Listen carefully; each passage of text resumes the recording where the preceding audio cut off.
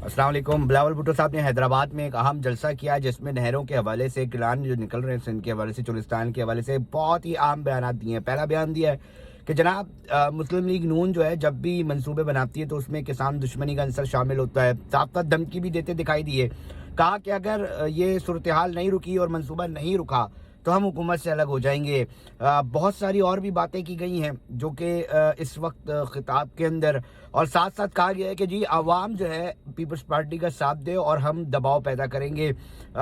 बहुत ही तकरीर जो है आज की बिलावल भुट्टो साहब ने हैदराबाद में बड़ी अग्रेसिव तकरीर की, जिसके अंदर वो ना सिर्फ वफाकी हुकूमत को तनकीद का निशाना बनाते दिखाई दिए और उन्होंने कहा कि जनाब किसान दुश्मनी पॉलिसी है बेसिकली जो नहरें निकाली जा रही हैं और इस नहरों की वजह से किसान जो है वो बूंद बूंद पानी को तरसेगा। सवाल ये है कि जनाब जब इतने बड़े बड़े फैसले हो रहे होते हैं तो यकीनी तौर पे नॉर्मल भी अगर आप घर बनाते हैं तो भैया उसके ऊपर रिसर्च करते हैं, रिसर्च करने के बाद उसको प्लान करते हैं और उसके बाद ये बताते हैं यार ये चीज़ें इतनी ज़्यादा अरसे तक रहेगी, इसमें ये नुकसान होगा, इसमें ये फ़ायदा होगा।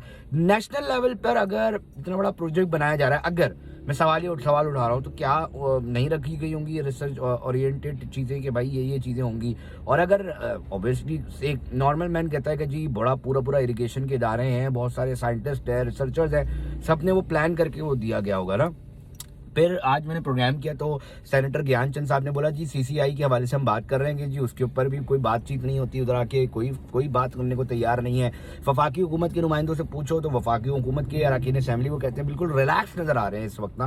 वो कह रहे हैं जी सब हो जाएगा मैनेज, कोई इतना बड़ा मसला नहीं है और वो बातचीत चल रही है। अब मुस्लिम पीपल्स पार्टी वाले कहते हैं जी हमसे कोई बात नहीं, ये चीज़ें रुकनी चाहिए, ये बड़ी एग्रेसिव है। दूसरा जो एक इंपॉर्टेंट रोल है कि जो सिंध के अंदर पीपल्स पार्टी के मुखालिफ जो ग्रुप्स हैं उसके अंदर नेशनलिस्ट भी, उसमें मुख्तलिफ सियासी जमातें भी हैं और वकला बिरादरी भी जो है इस वक्त हमें नजर आ रही है कि इन कनालों के ऊपर पूरी की पूरी मार्च और रैली के ऊपर निकली हुई है, वो पीपल्स पार्टी के साथ नहीं खड़ी हो रही है। आज मैंने ज्ञानचंद साहब से पूछने की कोशिश भी की थी कि जनाब ये बता दीजिए ये जो पीपल्स पार्टी के साथ ये तो ग्रुप्स आपके, ये तो सारे लोग आपके थे, मतलब ये आपके साथ क्यों नहीं खड़े हो रहे, ये एक सवाल है। फिर मैंने एक और सवाल ये पूछा कि जनाब साइन तो सदर पाकिस्तान सदर मुमलिकत आसिफ अली ज़रदारी साहब ने किया था, तो उन्होंने कहा जी इख्तियार नहीं है। ज्ञानचंद साहब सेनेटर हैं, उन्होंने कहा जी वो जो है वो नहीं है।